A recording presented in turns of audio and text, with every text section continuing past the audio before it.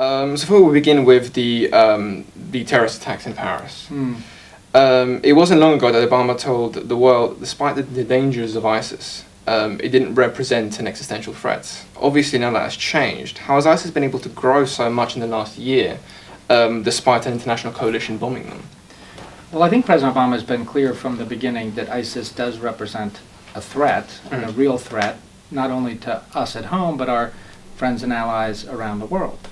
So that's why he's been so powerful and so consistent in terms of building this 65-nation coalition, united in their desire and their commitment to degrade and destroy ISIL.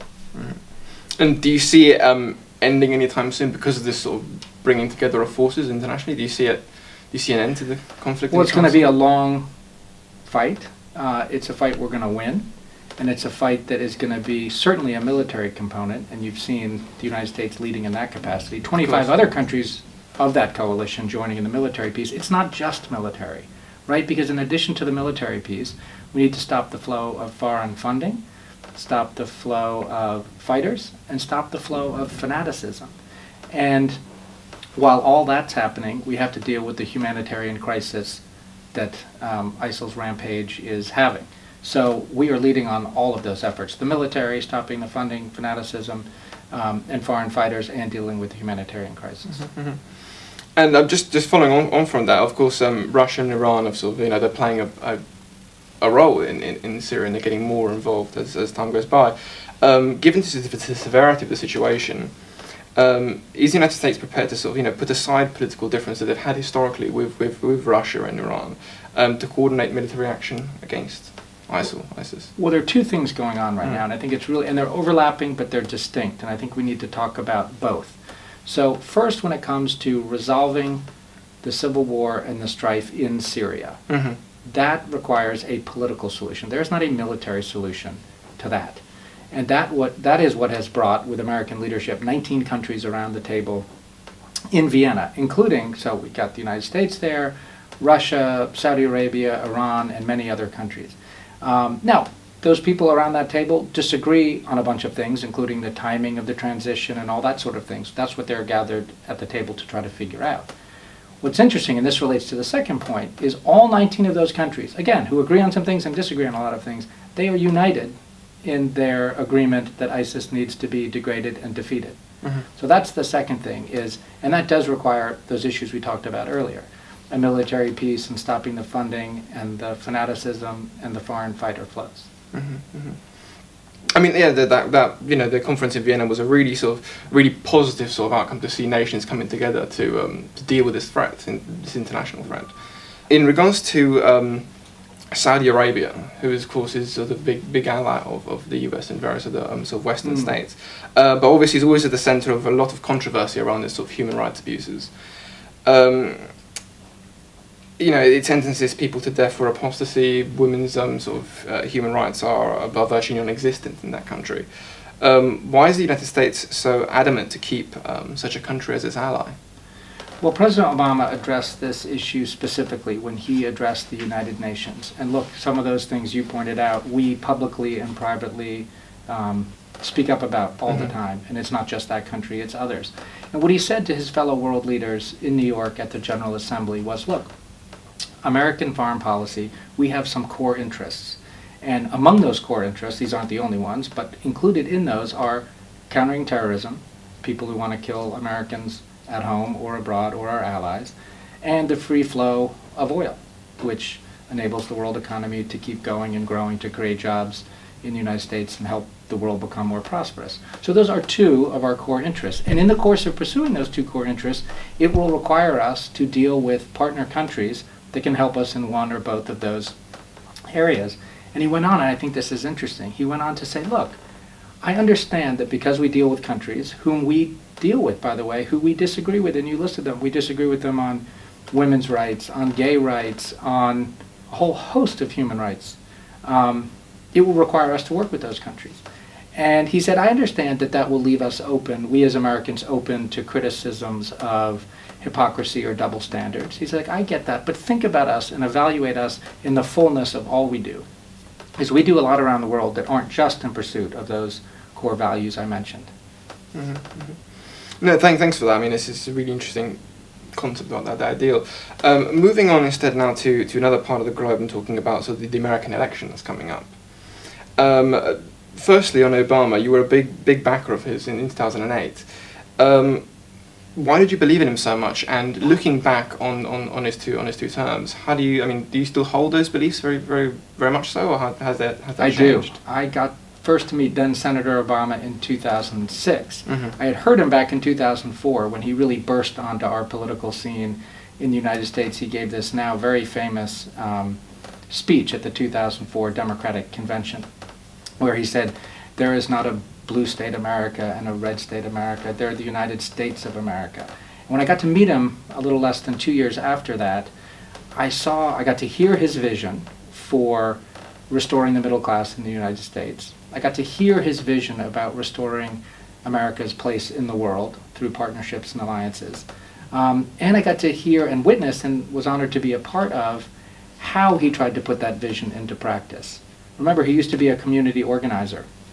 And what he learned in those days of going to help people displaced by globalization on the south side of Chicago, and how you engage and you empower people, that's what he brought to his campaign, and that's what he's brought to his administration. So it is a joy and an honor 7 years into his presidency to work for him. Mm-hmm, mm-hmm. Yeah, that sounds amazing. And what do you think of the current presidential candidates? I mean, considering that obviously there's a lot of quite hardliners going campaigning during this election, talking about issues of specific databases for people that are from Islamic backgrounds and so forth. I mean, how do you see the current list of candidates in the current election? Do you think it'll be influenced quite a bit by current events?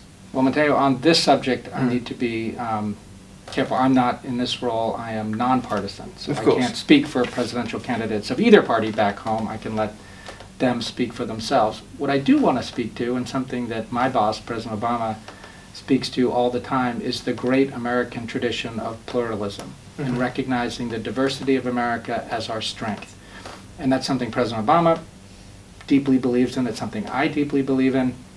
It is something, by the way, that presidents, Republican and Democrat, have consistently believed in. And so that's the thing I would emphasize today in our conversation, is that we have, on the issue you talked about, a thriving Muslim American communities in our country that make our country stronger and better. And so when I hear rhetoric that somehow calls that into question, that offends me, without getting into domestic politics back home. And I think that's not the proud American tradition, Republican or Democrat or Independent. Mm-hmm. Mm-hmm. No, of course. And talking about your activities as an ambassador here in the UK, you've been incredibly proactive. Speaking to schools, engaging with young people in a way that's sort of never been seen before. Realistically, I mean, you've set up a Young Leaders UK network, which myself am a part of. Why so much interest in young people? Well, at the most basic level, I, in my role, feel like I am a steward of this special relationship between the United States and the United Kingdom, represented by these flags mm-hmm. On either side of us, and this flag pin here I have on my lapel. But it's really not about the flags, right? It's about the people, and the people who've come before us. Just what an amazing history we've all had together as countries. By the way, including a really awkward bit when we split apart and had a war against each other. Well, so we have gone from but it's worth talking about and not papering over. We've gone from the fiercest of foes to the fastest of friends. And what I've tried to do in my small way is to say, look, we could probably coast off just the collective nostalgia for all the great people who've gone before us. But I think our obligation is to engage the current generation, really your generation, who are going to be the stewards of this special relationship for the next 70 years. That's why I've spent so much time reaching out to the sort of 18-year-old set with my sixth form college visits, visited over 10,000 of them, and learned from them and listened to them. But then that age group after that, young professionals really building their careers, maybe in arts or business or culture or diplomacy. It's a wonderful, diverse group. And really listening to them and engaging them, connecting them in practical and tactical ways with people in the United States and here, that's going to be our future. It's really quite an incredible initiative. You mentioned, enterprising young people and so forth. And obviously, you yourself were an entrepreneur before you went into political campaigning, and then obviously sort of in the diplomatic service. Did you always want to enter politics, or is it something that sort of went from one step to the next? And It's been a strange and winding road, which is part of why I love to learn from and engage with these Young Leaders UK, because they're all taking these interesting paths in their own careers. I mean, mine started, I used to want to be a history professor. Then I ended up getting into the internet business. But before that, I had a chance to be an intern for my senator from Massachusetts, who is now our Secretary of State, John Kerry. So I got a window into that world of politics. Then I went into business. And then John Kerry ran for president in 2004, and I got to be involved in a small way on his presidential election. And that got me sort of back into politics, and then Senator Obama, and now here. Sure. And I mean, there's a lot of young people that want to sort of go into the diplomatic service, but it's always been seen as quite a clothing industry, quite a hard sort of place to actually go into.